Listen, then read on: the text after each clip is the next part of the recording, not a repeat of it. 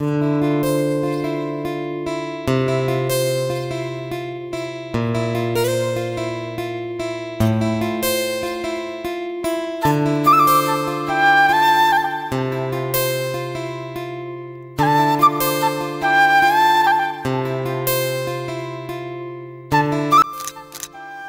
Friends, চলে এসেছি একটা নতুন ভিডিওর সাথে। তোমরা কেমন আছো? আশা করি তোমরা অনেক ভালো আছো। তোমাদের ভালোবাসায় আমিও অনেক ভালো আছি।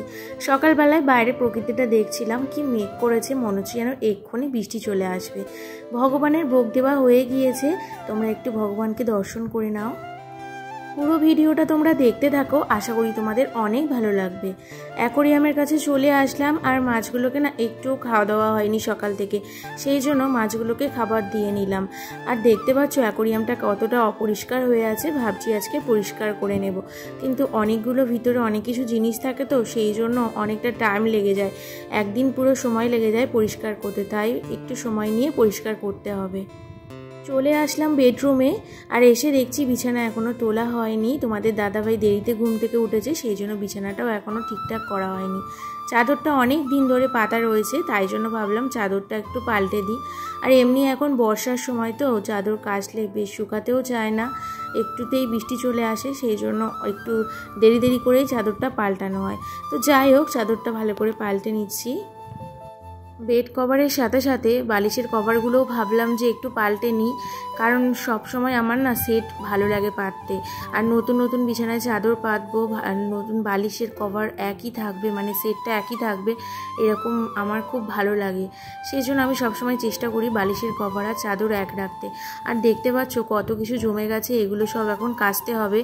জানি না কতটা শুকাবে, কারণ বাইরে তো দেখতেই পেলে কেমন মেঘলা ওয়েদার, কিন্তু বৃষ্টি এখনও কিন্তু হয়নি।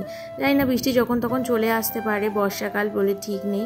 আর বাইরে খুব হাওয়া ছাড়ছে, আর এই বেলফুল গাছটা না অনেক দিন ধরে অনেকটা লম্বা হয়েছে, আর এখন বর্ষাকাল, জানি ডালগুলো পুঁতে দিলে না গাছগুলো হয়েও যাবে, তাই ভাবলাম ডালগুলোকে আগে কেটে দিই, তারপরে একটা একটা করে বসিয়ে দিচ্ছি। আর যেখানে ভিজে মাটি সেখানেই পুঁতে দিচ্ছি, কারণ ভিজে মাটিতে শিকড় ছাড়তে বেশি দিন সময় লাগবে না। আগের বারেও ঠিক এরকম সময় আমি ডালগুলো কেটেছিলাম, এর থেকে না 2-3টে গাছ করেছিলাম, তাই ভাবলাম এবারেও কেটে দিই, তাহলে নতুন নতুন গাছ বেরোবে। আর কোথায় পুঁতবো এটা বুঝতেই পারছি না, তারপর একটা জায়গা পেলাম, এখানে আপাতত পুঁতে দিই, কারণ মাটিটা একদম নরম আছে। আর আরও অনেকগুলো ডালপালা কেটেছি, সেগুলোও পুঁতে নেব। অনেকগুলো বেলফুল যখন একসাথে ফোটে তখন ভীষণ ভালো লাগে। আর এই গাছটা তো উঠোনের মধ্যে করা, তাই সারা উঠোন গন্ধে ভরে যায়। আমি বিকেলে কিন্তু অনেকক্ষণ ঘোরাঘুরি করি, আর মনটাও না অন্যরকম হয়ে যায়, ভীষণ ভালো লাগে। তাই ভাবলাম যে ডালগুলো কেটে আরও কয়েকটা গাছ করে নিই, তাহলে অনেক ফুল ফুটবে। জামা কাপড়গুলো কাচা হয়ে গেছে, আর সব মেলে দিয়েছি। সব একটা দড়িতে হয়নি, তাই কিছু জামা কাপড় নিচে আর কিছু জামা কাপড় ছাদে মেলেছি। জানি না এক্ষুনি বৃষ্টি চলে আসবে কিনা, বৃষ্টি আসলে তো আবার দৌড়াতে হবে। বর্ষাকালে এই একটা জ্বালা, প্রত্যেক দিন জামা কাপড় তোলো আর মিনিট কয়েকের মধ্যে আবার জামা কাপড় মেলো, এই হয় প্রত্যেক দিন বর্ষাকালে। আর বেসিনটা না অনেক দিন ধরে দেখছি যে ময়লা হয়ে আছে, পরিষ্কার করা হচ্ছে না, সময়ও ঠিকঠাক পাচ্ছি না। আজকে অনেকটাই সময় পেয়েছি, তাই ভাবলাম যে বেসিনটা পরিষ্কার করে নিই। আজকে রান্না বান্নার অতটা ঝামেলা নেই, কারণ মা রান্না করছে, তাই ভাবলাম যে আমি বাকি কাজগুলো মানে ডিপ ক্লিনের কাজগুলো আজকে আমি সেরে নিই এই ফাঁকে, তাই কাজগুলো করে নিচ্ছি। প্রতিদিনের সংসারের একঘেয়েমি কাজকর্ম আর ভালো লাগে না, এই একঘেয়েমি কাটাতে তাই ভাবলাম আজ গাছেদের পিছনে সময় দিই, তাহলে সংসারের কাজকর্মের একঘেয়েমিটা অনেকটাই কেটে যাবে, আর মনটাও ভালো লাগবে। গাছের ডালপালাগুলো দেখছো অনেকটাই বড় হয়ে গেছে, এত বড় বড় ডালপালা ব্যালকনির মধ্যে ঠিক মানাচ্ছে না, তাই ভাবলাম ডালপালাগুলো কেটে একটু ছোট করে দিই, আর দেখতেও সুন্দর লাগবে। এই ডালপালাগুলো ভাবছি আরও একটা কাজে লাগিয়ে দেবো। তোমরা যারা যারা আমার আগের ব্লগগুলো দেখেছো, তোমরা দেখেছো যে ঘরের মধ্যে আমি একটা টাইম ফুল গাছ বসিয়েছিলাম, কিন্তু সেই গাছে কোনো ফুলই ফুটছিল না, শুধুমাত্র ডালপালাই হচ্ছিল। তো তোমাদের দাদাভাই বলল যে এইসব গাছগুলো রোদের মধ্যে রেখে দিতে হয়, না হলে ফুল ফোটে না, সেই জন্য আমি নিয়ে উঠোনের মধ্যে রেখে দিয়েছি। এখন দেখছি অনেকটাই ফুল ফোটে, আর এই জায়গাটা ফাঁকাই ছিল, ভাবলাম যে এখানে একটা মানি প্ল্যান্ট গাছ বসিয়ে দিই। আর ডালগুলো কেটে নিয়েছি, ফেলে দিতেও ঠিক ভালো লাগছে না, অনেকটাই মায়া লাগছিল, কারণ নিজের হাতে করা গাছগুলো তো সেই জন্য অনেকটাই মায়া লাগছিল। তাই ভাবলাম যে এখানে গাছগুলোর ডালগুলো দিয়ে একটু বসিয়ে দিই, দেখতেও সুন্দর লাগবে আর ঘরটাও ভালো লাগবে। তাই আমি বসিয়ে দিলাম। আমি কি ঠিক কাজ করলাম বন্ধুরা? তোমরা কিন্তু অবশ্যই জানিও।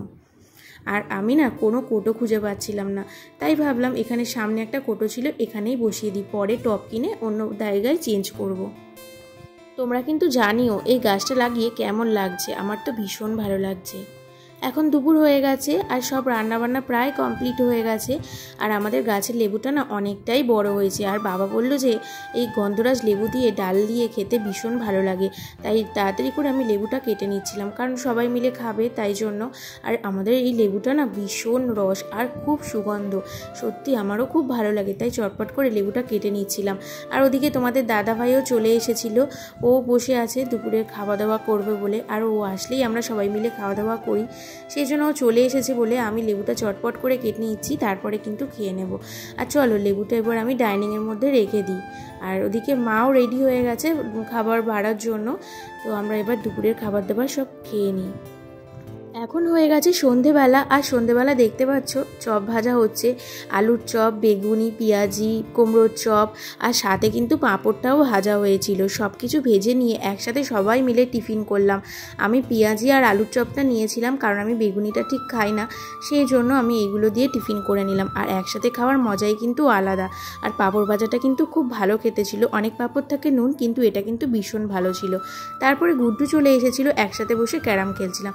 প্রত্যেক দিন আমি আর ও খেলি, আজকে মাও আমাদের সাথে খেলা শুরু করলো। আর খেলার মধ্যে হার জিত আছে, কিন্তু এই মজাটা না খুব ভালো লাগে। আজকে সারাদিন আমি কি করলাম আর কিভাবে আমার কাটলো তোমরা সব কিছুই দেখতে পেলে। আমার এই ব্লগটা তোমাদের কেমন লাগলো বন্ধুরা অবশ্যই কিন্তু কমেন্টে জানিও। যদি ভালো লেগে থাকে লাইক কমেন্ট শেয়ার করে দিও। আর আমার যারা যারা নতুন বন্ধু তাদের জন্য অনেক ভালোবাসা, যারা যারা সাবস্ক্রাইব করনি এখনও চ্যানেলটা সাবস্ক্রাইব করে দিও। বাই।